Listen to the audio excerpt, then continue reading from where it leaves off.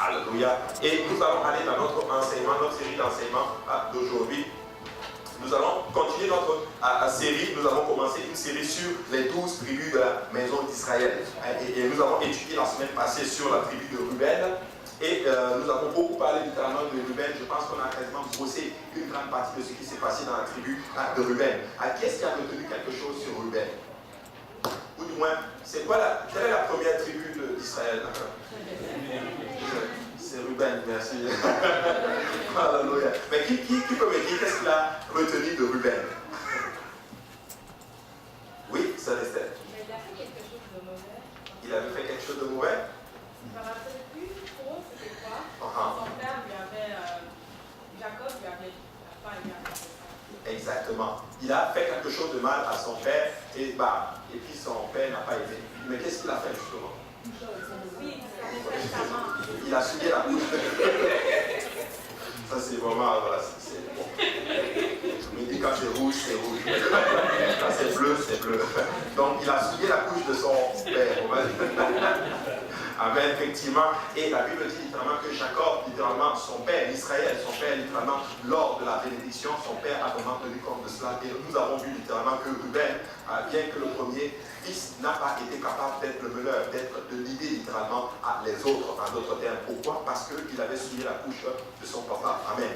Et nous avons vu aussi que malgré le fait qu'il a souillé la couche de son papa, le Seigneur l'a quand même restauré à la fin. Moïse a quand même prophétisé des bonnes choses sur lui. Et nous le voyons littéralement dans la terre promise, plutôt pendant le millénaire, il est dans la terre promise. Et on avait vu aussi quelque chose de particulier, c'est que Ruben n'est pas entré, en d'autres termes, il n'a pas pris son territoire dans la terre promise. Il a pris son territoire de l'autre côté du Jourdain, en d'autres termes. Mais quand tu prends littéralement le millénium, Ruben est dans la terre promise pour montrer que notre Seigneur, malgré ce qui se passe, si nous revenons à lui, notre Seigneur nous restaure toujours. Amen. N'est-ce pas un grand Dieu que nous servons? Il nous restaure toujours. Amen. Maintenant, aujourd'hui, avec l'aide du Seigneur, nous allons étudier en d'autres termes 2 tribus. Peut-être qu'on va la finir, peut-être qu'on ne va pas la finir, peut-être que ça va être en 2 parties cette leçon aujourd'hui. Mais nous allons parler de Siméon et de Lévi. Amen. Mais là, on avait vu littéralement qu'à la fin de sa carrière, notre cher Jacob, littéralement, il a à la fin de sa vie, littéralement, et on voit littéralement qu'à la fin de sa vie, la Bible ne le présente pas vraiment comme étant Jacob, mais la Bible le présente comme étant Israël. Pourquoi? Parce qu'à ce moment-là, nous voyons un homme probablement vieux, faible physiquement, mais spirituellement fort, littéralement. Pourquoi? Parce qu'il est transformé par quelque chose, c'est-à-dire sa rencontre avec le Seigneur Jésus-Christ, sa rencontre avec son Dieu, en d'autres termes. Et c'est ça qui a fait de Jacob ce qu'il était, en d'autres termes. Tu sais, ce qui fait de nous un homme fort et puissant, ou une femme forte et puissante dans le Seigneur, c'est notre rencontre avec Jésus et notre transformation par son esprit et par sa parole. Amen. Et c'est ça qui a fait de Jacob, en d'autres termes, ou du moins qui a fait de Jacob Israël. Ce qui fait de nous un enfant de Dieu, c'est notre rencontre et notre obéissance à sa parole, en d'autres termes. Amen. Littéralement. Et on a vu que sa fin de carrière, c'est comme l'orage est terminé, mais il est en soi bien heureux, bien tranquille, en train de bénir littéralement ses enfants. Et honnêtement, c'est quelque chose que j'aimerais vraiment vivre. Arriver où je suis rassasié littéralement de la vie, mais je suis à une étape où je suis en train maintenant de bénir maintenant mes enfants, en d'autres termes. Et il apparaît justement dans la sérénité, dans l'élévation de la foi. Et il est en train maintenant de dispenser ce qu'on appelle des bénédictions. Et je pense qu'à la suite de l'image, on le voit littéralement, c'est juste une représentation. Il est en train maintenant de bénir ses enfants. Vous savez, pour être capable de dispenser des bénédictions, cela s'acquiert littéralement avec une profonde relation littérale avec le Seigneur. Vous savez, nous devenons grands dans le Seigneur quand nous avons une relation avec Jésus-Christ. Ce n'est pas du mystère, littéralement. Quand un puissant homme de Dieu ou une puissante femme de Dieu, c'est une personne qui a une relation intense avec le Seigneur Jésus-Christ. Amen. Et nous voyons Jacob à cette étape-là de sa vie. Ses yeux sont affaiblis, mais sa foi est toujours forte, littéralement. Et nous voyons littéralement un homme complètement changé. Ce n'est pas Jacob qui parle ici, mais c'est Israël qui est en train de parler littéralement. Et il est en train littéralement de bénir ses enfants. Et nous le voyons dans Genèse chapitre 49, à partir du verset 3. La Bible dit ceci, quand il bénit ses enfants, il commence naturellement par Ruben. Il dit, Ruben, toi, mon premier-né, ma force et les prémices de ma vigueur, supérieur en dignité et supérieur en puissance. Impétueux comme les eaux, tu ne n'auras pas la prééminence, car tu es monté sur la couche de ton père, tu as souillé ma couche en y montant. Son père dit spécifiquement qu'il ne va pas avoir la prééminence. La David dit ceci, tu n'auras pas, en d'autres termes, il y avait un terme là que j'avais oublié. Tu ne vas pas exceller, en d'autres termes. Il est en train de dire, tu vas être quelqu'un, tu vas faire de grandes choses, mais tu ne vas pas être dans l'excellence. Tu ne vas pas exceller littéralement parce que tu es monté sur la couche de ton père, littéralement. Mais au verset 5, maintenant, il va commencer à bénir ses deux autres fils qui le suivent, Siméon et Lévi. Voici ce qu'il dit au verset 5. Siméon et Lévi, à son frère, leurs glaives sont des instruments de violence. Et comme je le disais, c'est eux qu'on va étudier aujourd'hui. Vous remarquez que quand il bénit ses fils, il cumule les deux ensemble. Il va cumuler Siméon et Lévi ensemble. Il ne va pas les prendre distinctement séparés. Il ne va pas dire Siméon, toi, Lévi, toi. Mais il va les mettre ensemble. Il va dire, vous êtes, votre glaive est vraiment, vous êtes pris par la colère, littéralement. Et vous savez que c'est une des choses sur lesquelles les hommes sont en train de lutter aujourd'hui. Mais on aura le temps d'en parler. On aura le temps vraiment d'en parler. Maintenant, Siméon est le deuxième fils d'Israël et Lévi est le troisième fils. Ils sont tous littéralement aussi les fils littéralement de Léa, la première épouse. Et nous le voyons littéralement dans le verset de Genèse chapitre 29, 33. La Bible dit ceci. Elle devint encore enceinte et enfanta un fils. Et elle dit, l'Éternel a entendu que je n'étais pas aimé. Et il m'a aussi accordé celui-ci, et elle lui donna le nom de Siméon. Ça, c'est Léa qui parle. Et nous savons que Léa était la première épouse de Jacob, celle qui n'était pas aimée, parce qu'il aimait Rachel.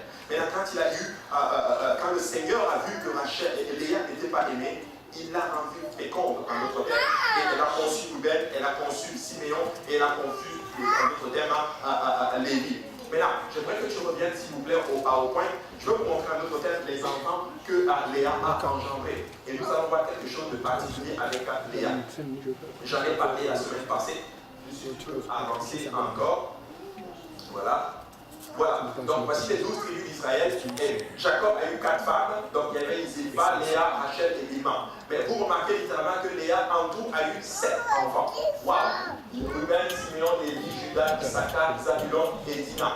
La seule fille que Jacob a eue a été donnée par Léa, celle qui n'était pas aimée. Elle seule, elle a conçu 7 enfants, littéralement. Elle a conçu Lévi, elle a conçu Ruben, Simeon, Lévi et Judas. Et nous savons que le souverain sacrificateur sort de Judas et Lévi, littéralement, était en d'autres termes des sacrificateurs. C'est comme si elle engendre les sacrificateurs et en même temps le souverain sacrificateur. Une femme de classe extraordinaire. Maintenant, Rachel a conçu 2, Bilma a conçu 2 et Zilpa a aussi conçu 2 enfants, en d'autres termes. Maintenant, Siméon et Lévi, c'est quoi leur particularité littéralement? Verset 34, la Bible dit, elle devint encore enceinte, Genèse 29, et enfanta un fils, et elle dit, pour cette fois, mon mari s'attachera à moi, car je lui ai enfanté un fils. C'est pourquoi on lui donna le nom de Lévi. Vous savez, Lévi veut dire attachement, littéralement, et Siméon veut dire celui qui écoute, ou du moins qui a été entendu, littéralement. Un enfant obéissant, en d'autres termes. C'est ça, Siméon. Et Lévi, c'est attachement. Et on va voir littéralement qu'est-ce que ça veut dire par la suite, littéralement. Maintenant, Genèse chapitre 49, verset 6, nous voyons Jacob dire ceci. Il dit, que mon âme n'entre point dans leur conciliabule. Quand il bénit littéralement ses enfants, il dit que mon esprit ne s'unisse point à leur assemblée, car dans leur colère, ils ont tué des hommes, et dans leur méchanceté, ils ont coupé les jarrets des taureaux. Donc, Siméon et Lévi, dans leur colère, ont tué quelqu'un. Et j'en parlais tantôt, s'il y a quelque chose sur lequel les hommes, et souvent même les femmes, luttent aujourd'hui, c'est la colère. Vous savez, la colère, c'est vraiment quelque chose de dangereux. J'ai appris quelque chose avec le temps, et un homme de Dieu avait dit ceci. Quand tu es dans la colère, ne prends jamais de décision. Parce que tu vas faire juste des choses invraisemblables. Tu vas faire des choses que tu n'aurais jamais imaginées. Mais dans leur colère, ils ont tué quelqu'un. Maintenant, au verset 7, voici ce que Jacob dit. Il dit, maudite soit leur colère, car elle est violente, et leur fureur, car elle est cruelle. Je les disperserai dans Jacob, et je les disperserai dans Israël. Mais je ne sais pas quel genre de bénédiction ça c'est. Je ne veux pas arriver à une place littéralement que ton père commence à te... je ne sais pas si on peut appeler ça, on va dire te bénir comme ça, pour ne pas dire te maudire. Mais c'est vraiment difficile. Mais là, pourquoi Jacob parle ainsi? Parce parce que Jacob est en train de parler ainsi, parce que Ruben, plutôt Siméon et Lévi, sont arrivés à une place où ils se sont énervés et ils sont allés voir Sichem. Pourquoi? Parce que le prince de Sichem avait voulu littéralement abuser, si on peut le dire, de leur sœur Dina, la seule fille que Jacob a eue, littéralement. Maintenant, si Ruben a été dans son histoire caractérisé par ce qu'on appelle la corruption, la rébellion, Siméon et Lévi, eux, c'est par la violence, en d'autres termes. Ce sont là les formes de mal que nous voyons aujourd'hui dans le monde. Le monde aujourd'hui est très violent. Le monde aujourd'hui, ils vivent dans la colère. C'est comme si les gens n'ont plus de sang-froid. Ils commettent le mal comme cela. Je regardais les émissions, pas les émissions, je regardais beaucoup plus les nouvelles quand j'étais au travail. Et je voyais une nouvelle où un monsieur de sang-froid comme ça, un policier de sang-froid, a abattu littéralement un passant de sang-froid. Maintenant, je n'ai pas lu tout le texte pour savoir quelle était la raison en d'autres termes, mais apparemment il y avait comme une vidéo qui filmait, mais je n'ai pas pu voir la vidéo, mais ça m'a juste choqué pour voir littéralement le niveau de violence dans laquelle nous sommes aujourd'hui. Tu vas voir même souvent, je ne regarde pas la télévision, mais il y en a qui disent que même souvent à la télévision, tu vas voir des émissions où les gens se font du mal comme cela, cadeau, juste pour faire le buzz, si on peut le dire ainsi. Donc nous sommes dans un monde où la violence littéralement et la colère littéralement est juste en train de monter. Est-ce que vous savez que l'esprit colérique c'est un des signes de la fin des temps? Même dans la maison du Seigneur, les gens commencent à être très colériques. On ne peut plus réagir. Dès que si quelqu'un te parle un peu, boum, il se met en colère. Si le pasteur fait un reproche, boum, colère. Vous savez, c'est un esprit de la fin des temps. Amen.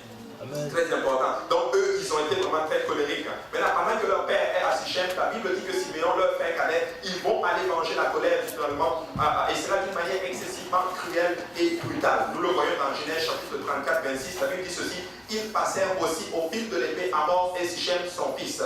Ils enlevèrent Dina de la maison de Sichem et sortirent. Les fils de Jacob se jetèrent sur les morts et pillèrent la ville parce qu'on avait déshonoré leur sœur, littéralement. Tu sais, on peut te faire du mal, mais ta façon de réagir doit être en fonction de la parole du Seigneur.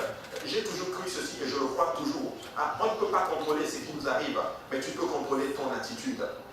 On peut te faire du mal, mais tu peux contrôler ton attitude. On peut te manquer du respect, mais tu peux contrôler ton attitude. Et moi, je crois ceci littéralement, que tu peux même avoir raison, mais ton attitude va faire que Dieu ne va pas prendre ton parti. Et beaucoup d'enfants de Dieu ont raison, mais Dieu ne joue pas dans leur cours. Pourquoi? Parce que notre attitude est juste désagréable, en d'autres termes. Tu sais, on peut même te manquer du respect, mais tu n'as pas à retourner le respect. Et c'est triste à dire. Honnêtement, je ne sais rien. Personne n'est venu me voir. Mais je le dis juste parce que je le ressens dans l'esprit. Même dans la maison du Seigneur, il y a des enfants de Dieu qui se clashent. Parce qu'on t'a fait quelque chose, tu vas faire quelque chose d'autre pour affecter l'autre, littéralement. C'est très dangereux. Nous devons faire très attention. Je vais même aller beaucoup plus loin. Comme je le dis, personne ne m'a rien dit. Je ne sais même rien de toute façon. Mais même sur les réseaux sociaux, il y a des gens qui se clashent. Il y en a qui vont mettre telle photo juste pour affecter l'autre, qui vont mettre telle parole pour affecter l'autre. Écoutez, les réseaux sociaux, WhatsApp et toutes ces choses, nous devons faire attention. Si tu l'utilises, c'est pour gagner des âmes, pas pour affecter les gens, pour faire du mal aux gens. Nous ne voulons pas agir dans la colère ou dans la violence. Nous voulons agir littéralement avec l'esprit du Seigneur. Nous devons beaucoup agir avec beaucoup de compassion. Tu sais, on peut te faire du mal et personne n'est parfait. Tout le monde peut te faire du mal. Mais laissez-moi vous dire que ton attitude va faire que tu vas gagner même ton frère et ta soeur littéralement au Seigneur. Amen. Donc c'est important. Donc il devait agir avec beaucoup de tact. Il devait agir, oui. Oui. Je n'ai pas de pile ici. Vas-y. Souvent quand je me mets en colère, il y a toujours un verset qui me vient à la tête.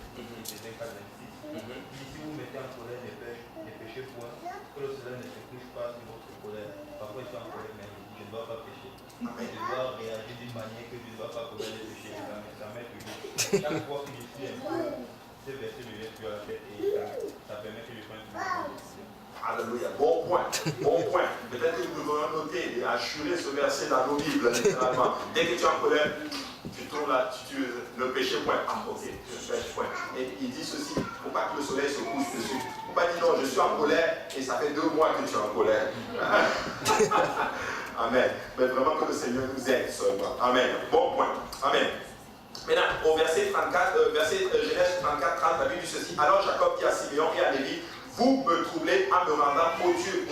de Sichem, du pays, aux Cananéens et aux Phérésiens. Je n'ai qu'un petit nombre d'hommes, littéralement. Jacob s'était retrouvé là, littéralement. Il avait un bon terme, littéralement, avec les Sichémites, si on peut le dire ainsi. Il avait une bonne relation avec ce qu'on appelle le voisinage. Mais cette situation a fait que, en d'autres termes, les relations entre Jacob et les Sichémites se sont complètement détériorées. Regardez, il dit, je n'ai qu'un petit nombre. Et ils se rassembleront contre moi, ils me frapperont, et je serai détruit, moi et ma maison. Et là, Jacob est complètement dépassé. Il voit ses enfants qui sont en train de faire des choses que ça ne fait juste même pas de sens. Et de plus, si tu lis le texte, les Sichémites ont proposé même de se lier littéralement à Israël. Qui sait, peut-être que ça reflète un peuple qui servait le Seigneur, on ne sait pas. Mais probablement que Jacob vivait aussi avec cette pensée. Tu ne dois pas t'allier à quelqu'un qui n'est pas sous le même, qui n'a pas la même foi littéralement que toi. Mais le point que je veux apporter, c'est ceci, mes frères et sœurs. Sichem, plutôt, Lévi et Siméon, dans ce cas, représentent dans nos jours contemporains les gens qui vont cogner les têtes, qui vont gâter les relations de leur père. En d'autres termes, qu'est-ce que ça veut dire? Ça veut dire que ton père peut avoir des bonnes relations avec quelqu'un, mais toi, par tes actions, tu vas détruire littéralement ces relations. Ça peut être ton père physique, comme ça peut être ton père spirituel. Il y a des personnes, littéralement, malheureusement, même des enfants de Dieu, qui vont gâter les relations de leur pasteur avec d'autres pasteurs. Amen. C'est très important. Nous devons faire attention.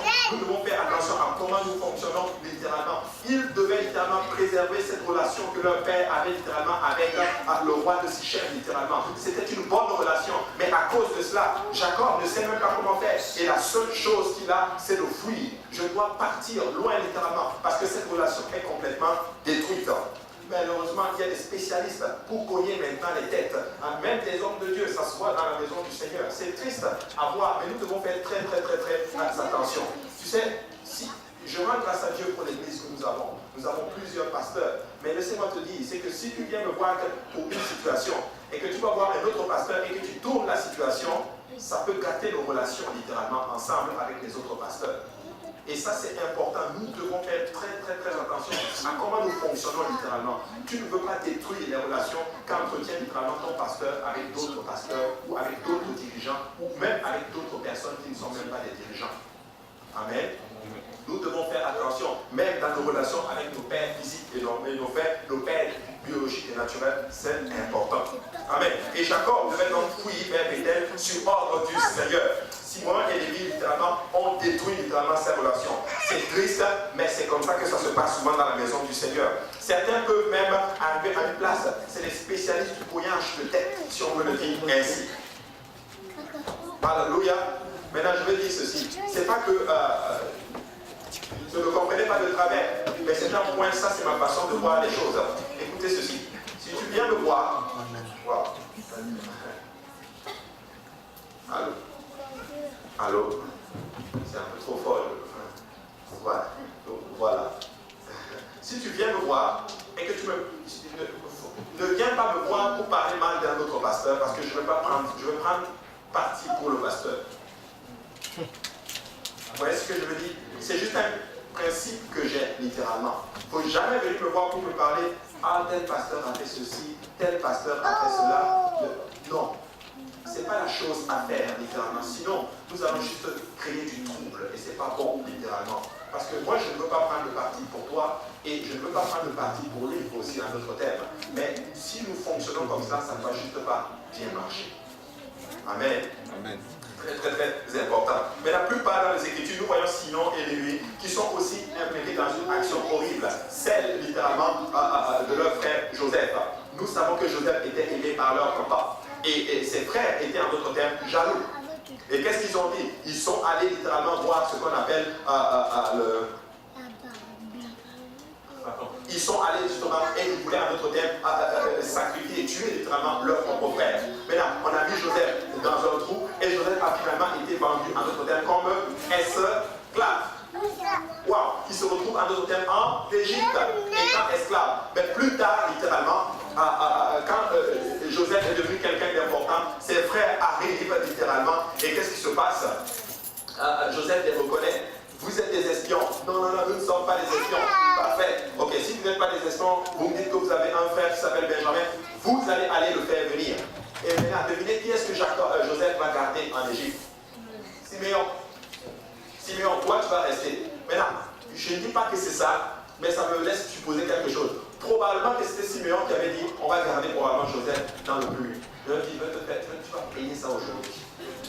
Je ne sais pas. Ça, c'est moi qui laisse tourner un peu mon esprit. Mais peut-être que c'est lui littéralement qui a dit ah, ok, gardons-le peut-être un peu dans le tout. Mais c'est lui que Joseph choisit spécifiquement de garder. Je n'ai jamais. Pourquoi il n'a pas choisi Ruben, par exemple? Pourquoi il n'a pas choisi, en d'autres termes, Judas, par exemple? Pourquoi il n'a pas choisi Gad, par exemple? Mais c'est Siméon, littéralement, qui le choisit. Et là, il revient et finalement, Jacob se dévoile et la paix revient littéralement entre eux. Donc, nous voyons justement Siméon qui est impliqué dans cette histoire et Lévi, en d'autres termes, aussi, littéralement. Maintenant, Jacob, littéralement, va retirer à Siméon le droit et tout espoir, littéralement, de recevoir le droit d'aînesse qui a été retiré à Ruben, leur frère aîné. C'est logique, littéralement. Si Ruben n'est pas reconnu comme le premier fils, logiquement, ça devait tomber soit sur Siméon, qui est le deuxième, et si Siméon est disqualifié, ça doit tomber sur le troisième, n'est-ce pas? Mais la Bible dit spécifiquement que ce n'est pas tombé sur chacun sur les deux, c'est tombé sur qui? Sur Joseph, qui était quasiment si on peut le dire, le 12e ou le 12e, on va dire, parce que lui, il a eu deux fils, le 11e quasiment. Tu vois, c'est tombé sur le plus jeune. Pourquoi? Parce que l'attitude a fait littéralement qu'ils ont perdu leur droit d'aînesse. Je l'ai dit la semaine passée et je vais le redire encore une fois. Ce n'est pas parce que tu es arrivé le premier que tu vas avoir le droit d'aînesse. Mais le droit d'aînesse va toujours appartenir à celui-là qui décide de se consacrer et de faire la volonté de notre Père céleste qui est le Seigneur Jésus-Christ. Écoute, tu peux arriver aujourd'hui et dépasser ceux qui sont là depuis 5 ans. Et je le vois dans la maison du Seigneur. Il y a des gens qui sont là depuis des années, mais parce qu'ils ne maturent pas littéralement, les plus jeunes arrivent et les plus jeunes justement les dépassent dans notre Père. Amen. C'est très très très important. Oui, ma soeur. Oui. Si jamais on est dans la famille, on a quand même si quelqu'un va voir un conseil qui donne un conseil, et un jour, elle se retrouve à peut-être parler à un autre pasteur, et elle dit que j'allais voir un autre pasteur, mais c'était pas mon disque, j'en avais parlé, et ce pasteur dit ah non, c'est bon, vu que la pasteur a fait ça, elle donne une autre direction. Que peut-être la personne, elle s'arrange un peu plus et elle décide de faire ce que ce pasteur-là. Est-ce que c'est bon ou bien? Non, c'est pas mauvais. C'est vraiment pas mauvais. Parce que ça, il y a vraiment bien le mesquin là-dedans, comme tu l'as dit. C'est pas mauvais, c'est tout à fait normal. Dieu peut donner une quantité, un niveau de sagesse à un moment bien précis à tel homme de Dieu. Et après, peut-être dans telle situation, Dieu va donner un autre niveau de sagesse à tel homme de Dieu, littéralement. Tu vois. Mais c'est pas mauvais dans le cas. Mais ce dont je parle, c'est ceux, par exemple, qui vont aller, par exemple, voir, je te donne un exemple, qui vont aller voir, par exemple, le pasteur principal, par exemple, le pasteur Kaozi, et vont commencer à parler mal des autres pasteurs. C'est ça que je parle. Ça, c'est pas bon. Ça, c'est vraiment pas bon. Donc, nous devons arriver à une place et nous sommes honnêtes, et en général, je m'adresse que pour les hommes de Dieu que nous avons, c'est des gens extraordinaires. Je ne vois pas un homme de Dieu ici, là, qui va vouloir du mal de son frère, d'un membre de l'Assemblée. Ça peut arriver que certains ont des problèmes ou ont du mal avec un autre homme de Dieu, et puis bah, parce qu'ils ne sont pas d'accord avec lui,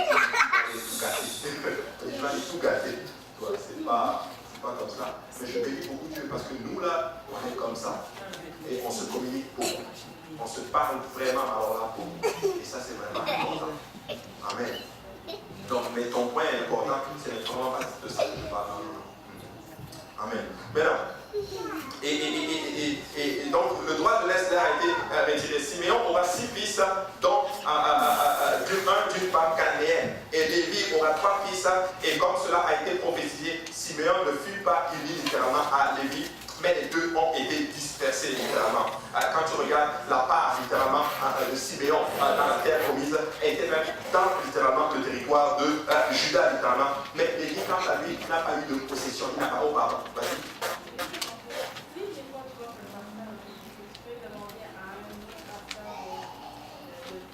Si ouais. Oui, absolument. Absolument. Absolument. Mais il faut comprendre aussi beaucoup plus le concept. Par exemple, nous sommes une bergerie. C'est comme, par exemple, je te donne un exemple. Oui, par exemple, moi je peux être occupé, par exemple. Je te donne un exemple. Okay? Vraiment, je te donne un exemple. Je peux être très occupé, par exemple. Et puis toi, tu dis, ok, moi je vais aller voir, par exemple, je vais aller voir Pasteur Price. Lui, il est après clair. Tu vois, et il ne te connaît pas. Tu vois, parce que lui-même il va te dire, je ne peux pas te détester parce que moi je ne te connais pas, tu vois. Donc c'est un peu cela. Il faut juste prendre quelqu'un qui te connaît et qui est capable, qui va te dire, qui connaît ta vie et ta situation littéralement.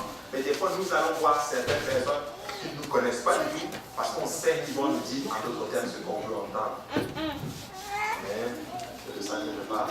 Mais en général, ton pasteur ne va pas écouter. Oui.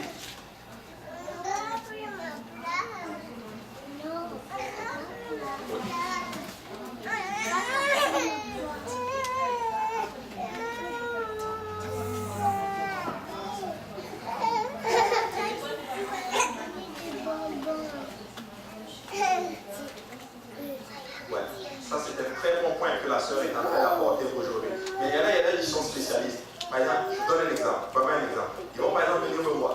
Moi je vais dire, va dans telle direction. Et comme ça ne les arrange pas, allez voir Pasteur Kaozi. Pasteur Kaozi, bon, moi je veux faire ceci et ceci. Et puis ils ne vont même pas dire au pasteur que j'ai vu Pasteur Raoult et lui m'a dit de faire ceci. Et quand Pasteur Kaozi va dire ceci, ah ok, fais ceci, ils vont dire, ah et que ça les arrange, là ils vont aller maintenant dans cette direction.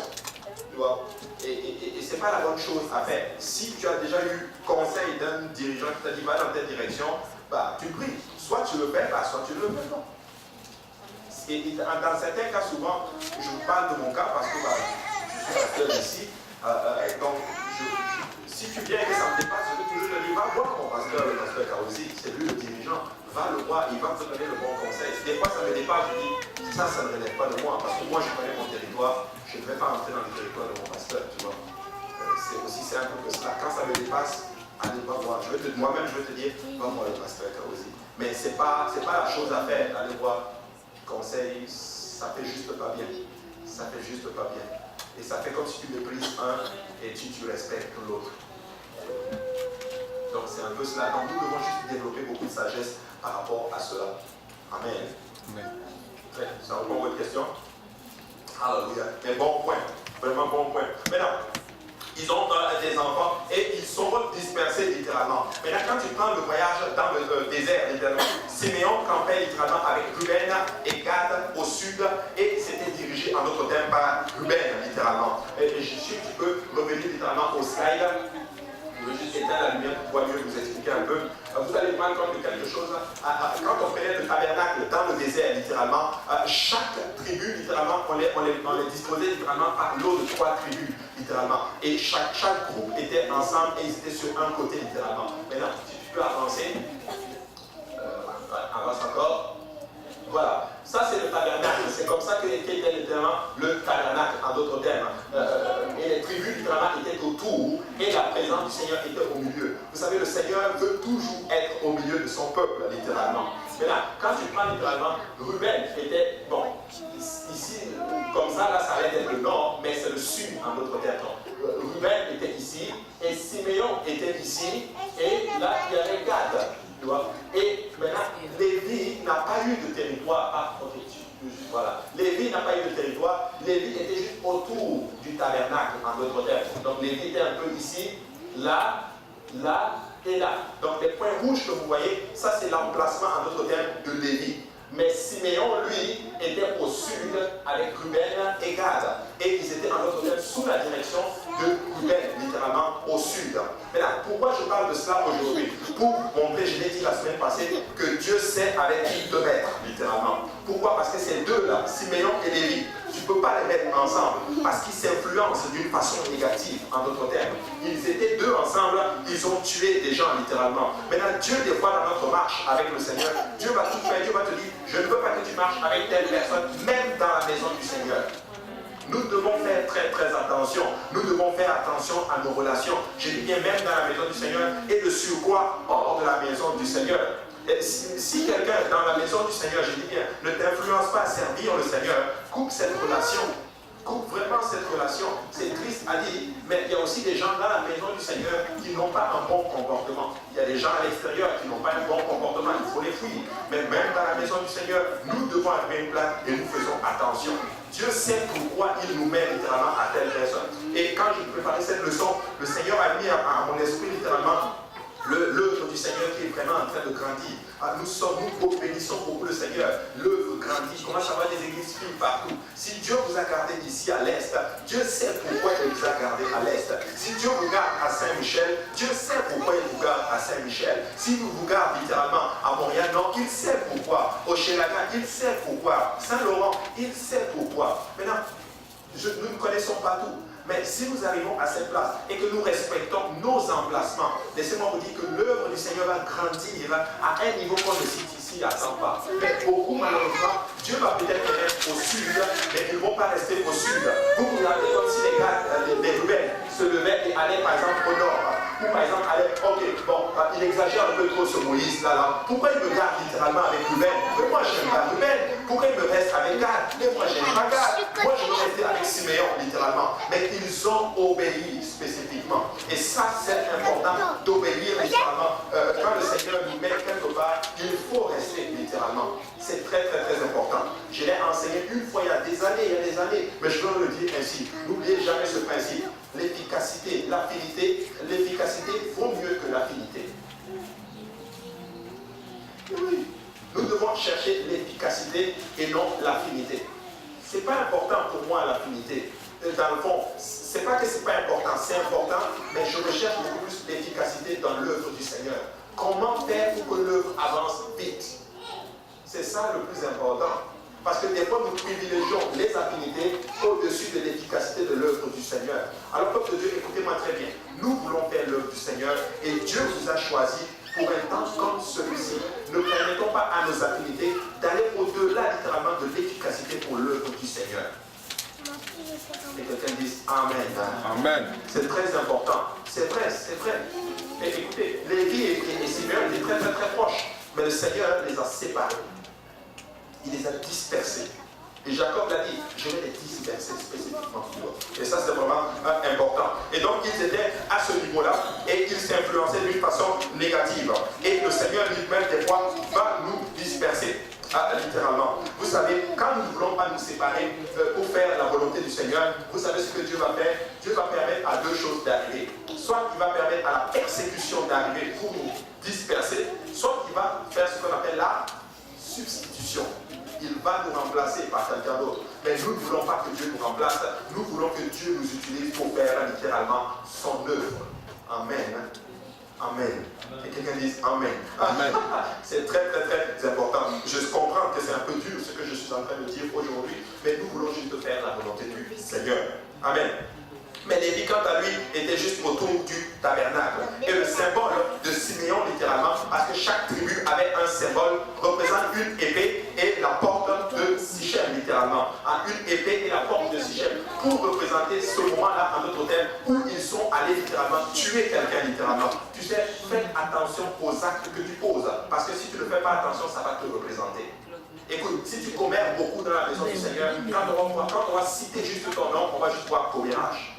Si ton travail c'est cogner les têtes des gens, dès qu'on va citer ton nom, c'est cogner les têtes des gens qu'on voit. Mais si ton travail c'est réconcilier les gens, c'est enseigner, c'est gagner les âmes. Dès qu'on va mentionner ton nom, on va juste entendre évangéliste, on va juste entendre gagneur d'âme, on va juste entendre quelqu'un qui aime les gens. Et tu sais quoi, je bénis beaucoup Dieu, alléluia. J'ai été dans certains endroits qui connaissaient même le frère Mehdi. Mais quand je dis frère Mehdi, boum, on va juste le ministère des itinérants. Je vous dis frère Silvio, ministère des itinérants. Et ça, c'est un grand témoignage. Quand je dis leur nom, on ne va pas mentionner, c'est les communes du commérage qui font des problèmes dans la maison du Seigneur. Non, mais quand on dit leur nom, on voit le ministère, ils essaient de gagner des âmes. Et vous tous, vous avez de très bons témoignages. Mais ne permettez pas à un esprit mauvais de venir gaspiller littéralement le témoignage que vous êtes en train de bâtir. Mais quand on mentionne votre nom, vous voulez avoir un bon serment littéralement qui vous représente. Moi, je rends grâce à Dieu pour les sœurs que nous avons dans la maison du Seigneur. Je rends grâce à Dieu. Je rends grâce à Dieu pour la sœur Crainte. Quand on dit sœur Crainte, c'est le service. Quand on dit sœur Clémence, c'est la consécration. Si on dit frère Yannick, c'est l'adoration, il danse, c'est le service. Quand on dit, c'est juste parce que je ne peux pas tous vous citer là, mais je pourrais trouver quelque chose pour tout un chacun de vous littéralement, parce que vous êtes juste extraordinaire. Je ne dis pas ça pour vous jeter les fleurs, je dis ceci parce que c'est la réalité littéralement. Et ne permettez littéralement à rien de capter le symbole littéralement que vous avez littéralement. Je vais le dire ainsi, il y a une personne que je vais dire. Non, je vais me taire littéralement. Il y a souvent certaines personnes qui me taire, mais il y a certaines personnes, quand tu mentionnes leur nom, tu vois la persévérance littéralement. Et je rends grâce à Dieu pour vous qui êtes en train de servir le Seigneur. Vous êtes en train de bâtir votre témoignage et de bâtir votre symbole. Amen. C'est très important. Regardez, je vais jeter quand même quelques fleurs un peu là. Je regarde un peu là. Si on dit par exemple la sœur Jessica, elle me regarde même, elle tourne la tête pour qu'elle. Moi je vois beaucoup de persévérance. Cette sœur habite loin, mais elle vient dans la maison du Seigneur. Amen. Alléluia. Si on dit par exemple, je ne sais pas moi, je regarde ici là. Ok, quand on dit vous tous de l'église de l'Est, on dit littéralement, on voit la consécration, on voit la prière, et c'est extraordinaire. Peuple de Dieu, nous voulons continuer. Écoutez, tous les pasteurs qui sont venus visiteurs dans cette église, ils ont ressenti la présence du Seigneur. Écoutez, quand ils prêchent, tu sens qu'ils sont propulsés par l'Esprit du Seigneur. Alléluia. Pourquoi? Parce qu'il y a un peuple qui prie ici, il y a des filles et des frères qui sont consacrés au Seigneur, et ça se voit dans la maison du Seigneur. Amen. Amen. Alors ne perdons pas notre témoignage littéralement. Eux c'était l'épée et la porte de Sichem littéralement. C'est pas pour moi quelque chose de très beau en termes de côté. Maintenant, si on avance un peu, alléluia. Si on dit par exemple Lévi, lui son symbole c'était le chandelier littéralement, parce qu'ils étaient impliqués littéralement dans le sacerdoce. Et quand tu regardes, clique encore, littéralement, eux ils étaient un peu de. Non, monte encore un peu. On remonte en haut. Voilà. Donc le symbole était ici de ce côté parce que Sichem, plutôt Lévi était ici littéralement. Quand tu prenais le pectoral du sacrificateur, il était littéralement sur le côté. Certaines personnes le représentent d'une autre façon, mais c'est dans ce point-là littéralement qu'il était, et ça représente un chandelier. C'est déjà pas mal littéralement, parce que le chandelier représente en d'autres termes, si on peut le dire, le Seigneur Jésus-Christ, parce que c'était la seule source de lumière qui avait en d'autres termes dans le tabernacle littéralement. Je suis là pour dire à quelqu'un, quand on te voit, tu dois manifester la lumière du Seigneur Jésus-Christ. Nous devons être des chandeliers littéralement. Et ça c'était vraiment un beau témoignage pour notre cher Lévi. Et chacun d'eux avait ce qu'on appelle une pierre précieuse. La pierre de Siméon, c'était la topaz, et la pierre de Lévi, littéralement, c'était l'émeraude, littéralement. Et chacun d'eux, et quand tu voyais le sacrificateur, il avait sur sa poitrine, littéralement, un pectoral avec des pierres précieuses. Et chaque tribu était mentionnée. Donc, Siméon, c'est la topaz, et ça se trouve. Siméon était ici. Et si tu recules, et Lévi c'était là, et sa pierre littéralement c'était l'émeraude. On le représente ici, mais ici c'était littéralement Judas. C'est pour ça que je dis, le pectoral, la façon dont les gens le dispersent, souvent ça va beaucoup changer, mais ils étaient en autre terme sur la même ligne. Donc ici il y avait Ruben, ici Lévi et Siméon, et là il y avait ce qu'on appelle Lévi littéralement. Chacun d'eux avait sa pierre précieuse littéralement. Maintenant, quand vous entrez maintenant dans les Écritures, vous allez vous rendre compte de quelque chose, c'est qu'après le premier recensement, vous allez vous rendre compte que après le premier recensement, Siméon était 59 300 hommes robustes depuis l'âge de 20 ans et capables de prendre les armes. Mais plus tard, nous voyons littéralement que leur nombre va considérablement baisser. Ils vont passer de 59 000 à quasiment 22 200 et cela de la même catégorie. Ça représente quasiment 62% littéralement de diminution. Vous savez, si tu ne sers pas le Seigneur, je l'ai dit la dernière fois, tu vas diminuer. Écoute, si tu marches dans la rébellion, ça va te diminuer. Mais si tu marches dans l'obéissance et en faisant la volonté du Seigneur, tu vas marcher littéralement et tu vas toujours augmenter. Dieu ne va pas élever les orgueilleux. Dieu ne va pas élever littéralement des gens qui veulent se révéler, mais Dieu va toujours élever des gens humbles, des gens qui vont marcher dans la soumission, des gens qui vont marcher dans le respect. Ce sont ces gens-là que Dieu va prospérer et que Dieu va augmenter. Amen. Très important. Et quand nous rentrons littéralement dans les Écritures, littéralement, on voit que Moïse nomme premièrement la tribu, Moïse ne nomme pas la tribu de Siméon pour prononcer ce qu'on appelle les bénédictions. On le voit littéralement dans les Écritures la bénédiction de faire de notre cher Moïse. Mais quand tu entres dans le livre de Deutéronome 27, 11, on va voir quelque chose de particulier. On va le voir dans Deutéronome 27, 11. La Bible dit ceci: le même jour, Moïse donna cet ordre au peuple. Lorsque vous aurez passé au Jourdain, Siméon, Lévi, Judas, Issachar, Joseph et Benjamin se tiendront sur le mont Garizim pour bénir le peuple. J'en avais parlé littéralement que quand ils sont sortis de l'Égypte, la volonté de Moïse, c'est que quand ils vont entrer littéralement dans la terre promise, un groupe de tribus vont se mettre sur le mont Garizim pour prononcer des bénédictions sur le peuple. Et ça, on l'avait étudié la dernière fois. Et un autre groupe devait se mettre sur le mont Ebal pour prononcer ce qu'on appelle les malédictions. Mais gloire soit rendue à Dieu que Lévi et Simeon, les deux, sont choisis pour monter sur le mont Garizim et prononcer ce qu'on appelle la bénédiction. Donc, si tu peux montrer le mont Garizim, ce sont des montagnes qui existent toujours et ces montagnes sont en Israël, du côté de la voilà.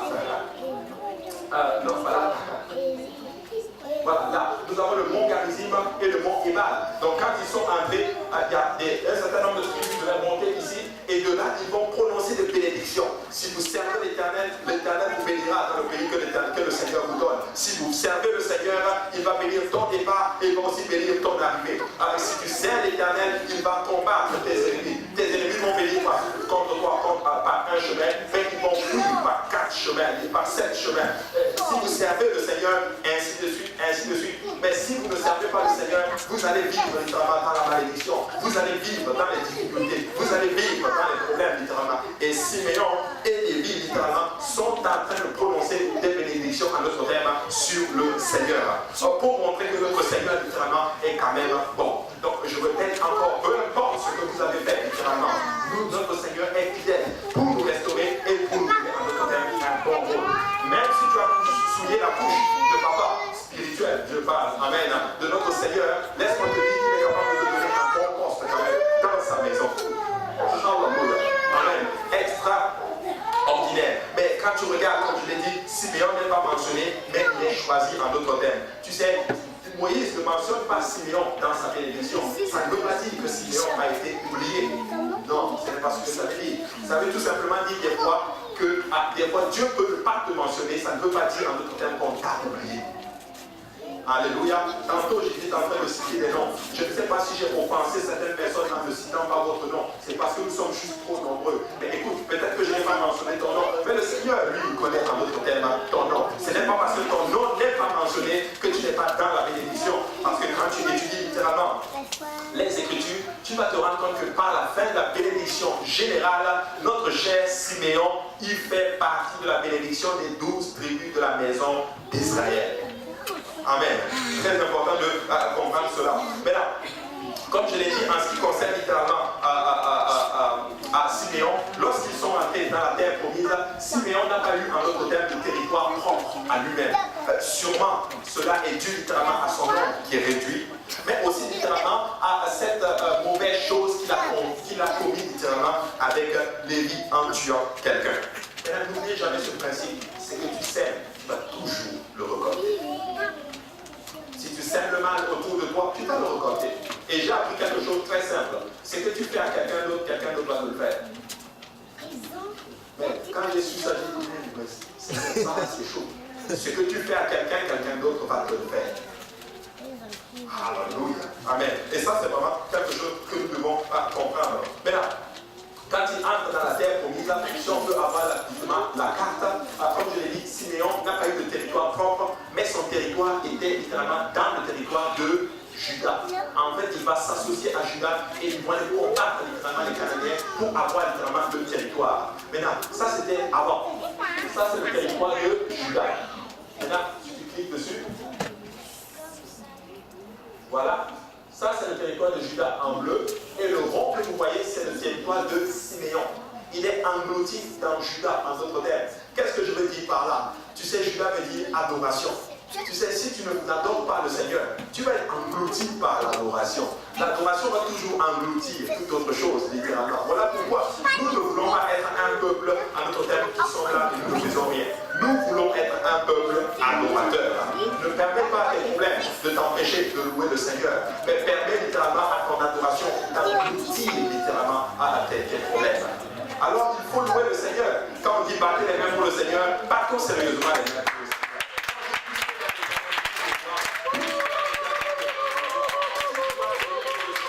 Mais seul pour le Seigneur, tu ne peux pas permettre même à ton voisin de t'empêcher de louer le Seigneur. Je vois certaines personnes qui sont souvent là, louer le Seigneur. Alléluia. Écoute, et le diable est content. Mais laisse-moi te dire que quelqu'un qui loue le Seigneur, laisse-moi te dire que tu vas même engloutir ton problème. Écoute, des fois, moi j'arrive ici, j'ai des problèmes, mais je rends grâce à Dieu pour un peuple qui adore le Seigneur. Alléluia. Parce que quand ils commencent à adorer, même ceux qui ne veulent pas adorer, ça va juste les engloutir. Alors même adorer encore ensemble. Maintenant, en fait, mais faisons un peu la nuance un peu. Il y en a qui disent, oh, mais tu ne dois pas adorer, il ne faut pas suivre les autres. C'est vrai, il ne faut pas suivre les autres. Il ne faut pas le faire parce que tel le fait. Mais je rends grâce à Dieu pour l'influence positive, en d'autres termes. Parce que tu sais quoi, je rends grâce à Dieu parce que certains d'entre vous, vous avez commencé à adorer devant parce que tel adorait devant. Et aujourd'hui, vous adorez, vous allez dépasser ce niveau. Je rends grâce à Dieu pour l'influence positive. Moi, je rends grâce à Dieu pour Pasteur Yannick qui nous a quand même boosté à un moment donné. Aujourd'hui, nous ne pensons pas comme Yannick dans cette vague-là, en même temps, on a découvert l'amour véritable. Donc, sois influencé positivement, suis quelqu'un, mais dans la langue, il faut que tu dépasses cela. Alléluia. Donc, il y en a qui disent, il ne faut pas que tu sois pris par l'effet de masse. Oui, l'effet de masse peut être négatif, mais l'effet de masse peut avoir un effet positif à un moment donné. L'effet de masse peut te pousser à faire les bonnes choses. Et pendant que tu fais les bonnes choses, tu découvres le pourquoi je fais les choses. Oh, je rends grâce à Dieu d'une chose. Je ne fais pas les choses pour faire plaisir à tel. J'ai déjà dépassé ce niveau, peuple de Dieu. Je ne jeûne même pas parce que c'est le programme. Je jeûne pour moi-même. Je ne prie même pas parce que ça a été dit au début d'année qu'il faut que tu jeûnes 1 heure par jour. Et puis à la fin du mois, 3 jours. Non, écoute, moi je le fais pour moi-même maintenant. J'ai déjà dépassé ce niveau de programme. Je le fais parce que cet être spirituel doit être fort, littéralement. Je vais vous dire une chose. Dans le royaume de Dieu, dans la maison du Seigneur, si tu ne tiens pas Dieu, tu vas lâcher. Si tu ne tiens pas, tu vas tomber. Si tu ne tiens pas, le diable va te tirer de la maison du Seigneur. Si tu ne luttes pas pour toi-même, tu vas arriver à une place, tu vas dire, tout ça c'est même trop. Ils exagèrent trop. Mais si tu tiens pour toi-même, si tu pries, tu ne vas jamais rétrograder. Si tu tiens à ton être spirituel, à ta relation spirituelle avec le Seigneur, laisse-moi te dire que peu importe ce qui va arriver, tu vas tenir dans la maison du Seigneur, mais tu ne vas jamais lâcher. Mais je rends grâce à Dieu. Je l'ai dit la dernière fois, nous sommes plus forts que jamais. Alléluia. Satan, écoute, nous sommes beaucoup plus forts que jamais. Je sais qu'on est fatigué spirituellement, mais il y a un verset qui dit que celui qui se confie en l'Éternel renouvelle ses forces. Il court sans se lasser. Et c'est ce que nous sommes. Et je prie que Dieu bâtisse son esprit par cela, littéralement. Nous allons travailler sans nous fatiguer. Alléluia. Et nous n'allons jamais abandonner, littéralement, pour le Seigneur. Alors, dis à ton voisin, n'abandonne jamais. Tiens, voilà. Tiens dans la maison du Seigneur. Tiens, papa, encore même.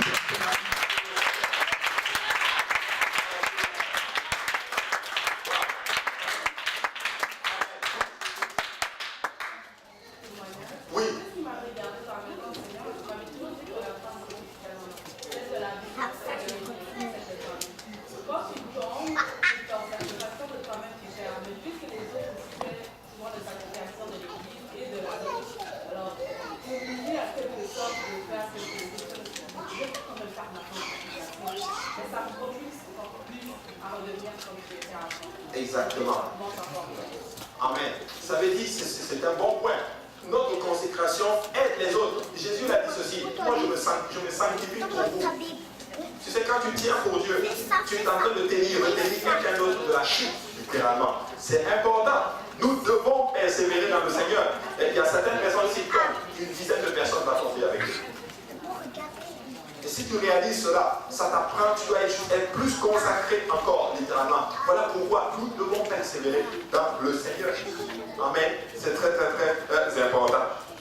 C'est très important. Donc, Siméon, littéralement, est dans la terre promise, mais il n'a pas de territoire. Mais Lévi, lui, il n'a pas de territoire, littéralement. On va le voir plus tard, parce qu'il sera totalement dédié, littéralement, dédié, comme on peut le dire, littéralement, au Seigneur. Maintenant, regardez, au moment d'entrer dans la terre promise, leur nombre est réduit, ceux de Siméon, et cela a sans doute influencé le choix du territoire pour eux. Ils n'ont pas eu de terre indépendante en tant que telle, mais ils ont eu des villes totalement enclavées, et cela dans le territoire de Juda. Ainsi donc, s'accomplit la prophétie de Jacob 200 ans plus tôt. Son père avait dit ceci: maudite soit la colère, car elle est violente, car elle est violente, et la fureur, car elle est cruelle. Je les séparerai dans Jacob, je les disperserai dans Israël. Leur père avait dit ceci: tu n'auras pas de territoire pour toi-même, tu vas être dispersé littéralement, et la prophétie s'est accomplie. Pourquoi je parle de cela aujourd'hui? Pour vous dire la force et la puissance de la parole de Dieu. Tu sais, quand la parole de Dieu est prononcée, nous pouvons nous tenir là-dessus. La parole de Dieu déclare littéralement que si nous persévérons, nous allons être sauvés, nous et notre famille littéralement. C'est véridique, c'est certain, elle va certainement s'accomplir. Si on pouvait juste tarder un peu à un moment donné sur la parole du Seigneur, sur la parole de Dieu, si on doit juste à un moment donné éviter les problèmes, regarder les choses qui se passent autour de nous et nous tarder un peu sur la parole du Seigneur.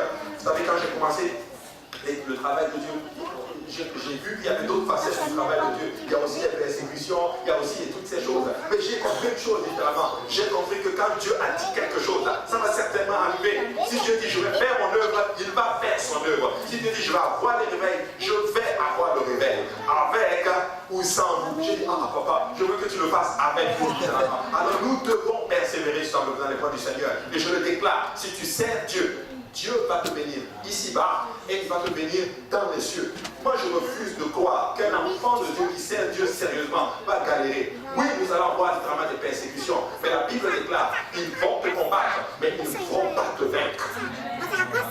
Parce que nous servons le Seigneur, nous pouvons nous tarder sur la parole. Écoutez, Jacob, qui était un homme imparfait, déclare quelque chose et 200 ans plus tard, ça arrive. Ça s'accomplit à la lettre. Mais qu'en est-il de notre Seigneur Jésus-Christ, qui est l'être parfait, le seul et l'unique vrai Dieu, celui qui crée tout par la puissance de sa parole. La Bible déclare que quand il parle, les éléments obéissent. C'est le Dieu, quand il dit, la chose arrive. Et quand Dieu parle dans ta vie, tu peux être sûr qu'elle va certainement arriver. Et si Dieu que tu vas être guéri, tu vas être guéri. Si Dieu que tu vas prospérer, tu vas prospérer. Si Dieu que tu ne vas pas tomber, tu ne vas pas tomber. Si Dieu que tu ne vas pas tomber, personne ne peut t'arracher de ses mains. Personne ne peut t'arracher de ses mains. Alléluia. Alléluia. Mais oui, j'aime beaucoup cette chanson. Je l'ai écouté beaucoup. If God say yes, nobody can say no. Et que si Dieu a dit oui, personne ne peut dire non. Même pas le diable. Alléluia. Tu sais, Satan dit non, mais Dieu te dit oui. Alléluia. Satan dit que tu es à terre, tu es imparfait, tu ne peux rien faire. Mais Dieu dit que non, tu es un grand champion. Satan dit que non, tu as péché, tu n'as même pas prié ce matin, tu n'as même pas lu ta Bible ce matin, tu n'es qu'un moins que rien. Dieu dit que tu es un champion. Amen. Ouais, Dieu dit que tu es un champion et tu vas réussir. Et demain tu vas prier intensement et tu vas réussir ta marche dans le Seigneur. Écoutez, n'écoutez jamais le diable, mais écoutez le Seigneur. Alléluia. N'écoutez jamais ce que le diable dit, mais écoutez ce que la parole de Dieu déclare. Un enfant de Dieu ne doit pas écouter le diable. Un enfant de Dieu doit écouter le Seigneur Jésus. Amen. La parole s'est accomplie et la prophétie s'est accomplie. Et Siméon était vraiment dispersé. Et même Lévi était dispersé. Il n'a pas de territoire. Il est juste là. Maintenant, qu'est-ce que je suis en train de dire aujourd'hui? Ce que je suis en train de dire, c'est ce que nous posons comme acte a de l'impact. Ce que tu fais a de l'impact. Oui, nous sommes sauvés par la foi. Mais tu sais quoi? Les œuvres soutiennent la foi. Sans œuvres, il ne peut pas y avoir de foi. Il faut produire des œuvres. Il faut faire quelque chose. Si Dieu t'a choisi, si tu dis que tu es un champion, alors il faut faire quelque chose. Mais ne fais pas de mauvaises choses, mais fais de bonnes choses. Alléluia. Fait de bonnes choses, littéralement. Vous savez, Siméon est une histoire extraordinaire. Siméon, littéralement, quand tu regardes dans les livres de prophétie comme Ézéchiel, comme Daniel, et même le livre de l'Apocalypse, nous voyons en notre terre, notre chair, Siméon étant dans la terre promise, littéralement, étant même dans le millénaire, il apparaît littéralement, je pense qu'il est sous Zabulon et Issachar, quelque chose comme ça. Il faut que je le revérifie encore. Mais ce que je veux vous montrer, c'est ceci. Quand tu prends Apocalypse chapitre 7, verset 7, les 144 000 juifs qui vont être sauvés littéralement pendant le temps de la tribulation, si on peut le dire ainsi. Notre cher Siméon est cité à la 7e position. J'ai vu ça, j'étais choqué. Apocalypse 7, verset 7, il est cité à la 7e position. Waouh, extraordinaire. Il fait partie des 144 000 qui vont monter. Pour dire ceci, peu importe ce qu'il a fait, il prend part au salut littéralement. Maintenant, je suis là pour dire à quelqu'un aujourd'hui, peu importe ce qui s'est passé, tu prends part à la maison du Seigneur. Tu prends part au royaume de Dieu littéralement. Tu as ta place dans la maison du Seigneur. Il n'y a pas des gens, il n'y a pas un certain nombre d'élus. Il n'y a pas ce qu'on appelle des intouchables dans la maison du Seigneur. Nous avons tous part à la maison du Seigneur. Alléluia. Extraordinaire. Quand tu entres dans Luc chapitre 2, nous voyons une histoire extraordinaire. Un vieil homme juste et craignant Dieu, il entre littéralement dans le temple, littéralement. Il s'appelle Joseph. Plutôt, il s'appelle Siméon, je m'excuse. Et quand Joseph et Marie arrivent littéralement pour présenter l'enfant Jésus, la Bible dit que le Seigneur lui avait divinement révélé ceci. Tu ne vas pas mourir avant d'avoir vu le Messie. Il s'appelle Siméon. Il a attendu ce moment d'une façon, il a attendu ce moment avec beaucoup d'impatience. Écoutez, juste extraordinaire comme histoire, littéralement.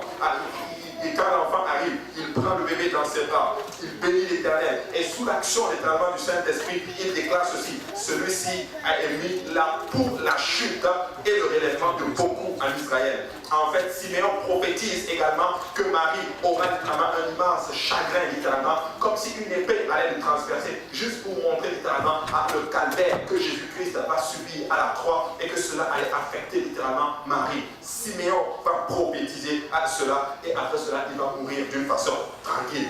Écoutez, notre Dieu est juste extraordinaire. Pourquoi je parle de cela aujourd'hui? Juste pour montrer que peu importe notre catégorie de personnes dans la maison du Seigneur, même si tu as cogné les têtes des gens, laisse-moi te dire que Dieu peut te relever. Même si tu as fait le commérage, Dieu peut te relever. Même si tu as souillé la couche de ton père, Dieu peut te relever quand même.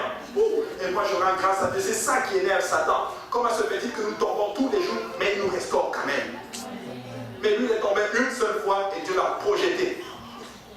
Oh, moi je rends grâce à Dieu. Je vais toujours servir ce Dieu qui me pardonne toujours. Je vais toujours servir ce Seigneur qui me donne toujours une marge de manœuvre. Il sait que je ne suis pas parfait. Il sait que je me bats pour lui. Mais tu sais quoi? Il va me rendre parfait lorsque la trompette va sonner. Et il va me rendre parfait lorsque la trompette va sonner. Amen. Extraordinaire littéralement. Et Lévi littéralement, comme je l'ai dit, lui il est strictement dédié totalement au Seigneur. La Bible dit spécifiquement que lui il est choisi pour faire le travail de Dieu. Malgré le fait qu'il a tué quelqu'un, Dieu dit, toi je te choisis et c'est toi qui vas faire littéralement le sacerdoce dans ma maison. Waouh! En fait ceci, Dieu va choisir un meurtrier qui va porter le tabernacle. Alléluia. Les Lévites, c'est naturellement les enfants de Lévi. Ce sont les enfants de Lévi, littéralement. Tu sais, 2 ans après la sortie, on ne connaît pas le nombre des hommes âgés qui travaillent de 20 ans et plus de la tribu de Lévi, car les Lévites ne firent point partie de nos repas. Mais les Lévites les plus notoires que vous connaissez Moïse, vous connaissez Aaron, mais même vous choquer. Élie était un Lévite, Samuel était un Lévite, il y a beaucoup d'hommes de Dieu, Ézéchiel était un Lévite, littéralement. Ce sont les personnes, en d'autres termes, que vous connaissez le plus dans la parole du Seigneur. Mais les Lévites, littéralement, c'était littéralement les descendants, si on peut le dire, de Lévi, si on peut le dire ainsi. Maintenant, quelque chose que je veux attirer votre attention. Maintenant, Lévi a aussi une tâche sombre dans sa vie. Une tâche un peu sombre. Et j'en ai parlé littéralement la semaine passée. Je vais en parler, je vais m'arrêter là pour aujourd'hui. Et la semaine prochaine, nous allons continuer avec justement encore Lévi, encore beaucoup de stock là-dessus. Mais Lévi, littéralement, est malheureusement impliqué dans ce qu'on appelle la révolte de Corée. La Bible dit littéralement dans Nombre chapitre 16, verset 1, Corée, fils de Jetsa, fils de Kéak, fils de Lévi, se révolta avec Dathan et Abiram, fils d'Eliab, et On, fils de Pélec, tous 3 fils de Ruben. En fait, Lévi, qu'est-ce qu'il fait? Il va juste se lier en d'autres termes avec les Ruben pour se révolter contre Moïse. Bizarre, c'est comme si Lévi lui est impliqué dans les mauvais coups. Là, il est impliqué avec Siméon pour tuer quelqu'un, mais là, maintenant, il est impliqué avec Ruben pour aller se révolter littéralement contre Moïse. Et là, Moïse est là, et ils vont maintenant se dire, mais Moïse, toi là, tu exagères trop, tu penses que Dieu te parle seulement à toi, Dieu nous parle à nous aussi. Et oui, c'est vrai, Dieu vous parle aussi. Vous n'avez pas vraiment besoin de vous révolter, si on peut le dire ainsi. Au verset 2, la Bible dit ceci, ils se soulevèrent contre Moïse avec 250 hommes des enfants d'Israël, des principaux de l'assemblée, de ceux que l'on convoquait à l'assemblée et qui étaient des gens de renom. Ils sont allés voir littéralement les gens de renom pour aller littéralement se rebeller contre Moïse. La Bible dit que Moïse est tombé la face contre terre. Ça l'a tellement affecté littéralement que des gens de sa même, écoutez, ses frères, son frère, un lévite comme lui, se lèvent contre lui. Je vais dire ceci. Ne te lie pas à quelqu'un contre ton propre frère. Moi, c'est clair dans ma tête. Je veux toujours défendre un enfant de Dieu contre un enfant du monde. Même si l'enfant de Dieu a tort, je vais te défendre. Nous devons faire attention. Il ne faut pas vous lier contre l'autorité en place, littéralement. J'ai toujours du mal quand j'enseigne cette leçon. C'est comme si tu enseignes pour ta propre paroisse. J'ai même enseigné ça quand je n'étais pas pasteur. Mais ce que j'ai vu par là, c'est un principe. Moi-même, je suis sous autorité. Écoutez, j'ai appris quelque chose. Dans le ministère, tu n'auras jamais la liberté. Tu es toujours soumis à quelqu'un. Tu dois toujours rendre des comptes. J'ai des comptes à rendre. J'ai mon pasteur, le pasteur Kaozi, je lui dois rendre des comptes. Je ne prends pas les décisions de moi-même. Quand je prends des décisions, je veux lui en parler. Des fois, il me dit oui, des fois, il me dit non. Et quand il dit non, c'est oui, monsieur. Pas de problème, on ne le fait pas. Quand il te dit non, c'est ok, gloire à Dieu, on le fait. Mais quand il te dit non, c'est non. Mais beaucoup ont du mal avec l'autorité. Écoutez, marcher sous autorité, ce n'est pas être aliéné. Marcher sous autorité, c'est marcher sous une couverture. Je vais vous expliquer ça d'une façon simple. Être soumis à ton parapluie, c'est une bonne chose quand il pleut. Amen. Parce que la pluie ne te tape pas. Mais quand tu es soumis à l'homme de Dieu, quand des problèmes arrivent, je suis en dessous. C'est lui qui va prendre les choses. C'est aussi simple. Nous devons marcher sous l'autorité. Et je vais le dire ainsi. Tu n'auras jamais tout ce que tu cherches. Tu l'as dit pas. Moi-même, je n'ai pas ma volonté, même si c'est moi le pasteur. Je sais que Dieu m'a choisi. Je le sais. Moi aussi, je suis. Je sais que Dieu m'a choisi. Mais Dieu m'a montré un principe. Il ne peut pas y avoir deux capitaines dans un bateau. Si le pasteur est là, je suis sous autorité de mon pasteur. Et nous devons aussi apprendre à marcher dans la soumission. Des fois, même pour faire ouvrir le service, je lui demande des fois. Je ne dis pas que c'est ce qu'il faut faire. Mais laissez-moi dire pourquoi moi je le fais. Des fois, même pour monter sur le pupitre, je lui demande, c'est souvent, il y a telle chose que je veux dire. Est-ce à moi de le dire ou à toi de le dire? Parce que je ne veux pas entrer dans l'autorité et marcher sur le territoire de mon pasteur. Et je peux vous le prouver avec la parole du Seigneur. Mais nous devons marcher dans la soumission. Dieu honore beaucoup la soumission. Est-ce qu'il est parfait? Non. Mais Dieu va honorer la soumission. Amen. On va terminer avec ça aujourd'hui. Nous allons nous lever dans la présence du Seigneur sur cette touche de soumission. Et le Seigneur s'est fâché littéralement contre. Vous pouvez vous lever dans la présence du Seigneur. Alléluia. Le Seigneur s'est fâché contre Lévi, contre Corée, Dathan et Abiram. Et On. Il n'était pas content de. La Bible dit que le ciel, plutôt la terre s'est ouverte et les a engloutis littéralement. Le Seigneur a pris cela en perso. Je vais terminer avec cela, peuple de Dieu. Vous savez, j'enseigne ces choses, c'est pas pour ne vous sentez pas mal. J'en viens, sœur crainte. C'est pas pour vous choquer ou pour mettre comme un esprit de crainte en vous. C'est pas ça. Bon, pas crainte là. C'est pas ça mon but. Mais j'enseigne ces choses pour vous dire ceci. Il y a une certaine façon de se faire entendre. Amen. Il y a une certaine façon de se faire entendre. Moïse faisait souvent certaines choses qui étaient trop difficiles pour lui. Son beau-père Jéthro est venu lui dire ce que tu fais n'est pas bien. Est-ce que ça a passé? Oui. L'attitude, la façon de le faire, c'était ça qu'il fallait faire. Mais Dieu ne voulait pas que des gens s'élèvent et se rebellent littéralement contre l'homme de Dieu, comme ça en public. La Bible dit spécifiquement que Moïse a envoyé des gens pour aller le chercher. Pour aller chercher Abiram et Dathan. Et ils ont dit, on ne vient pas.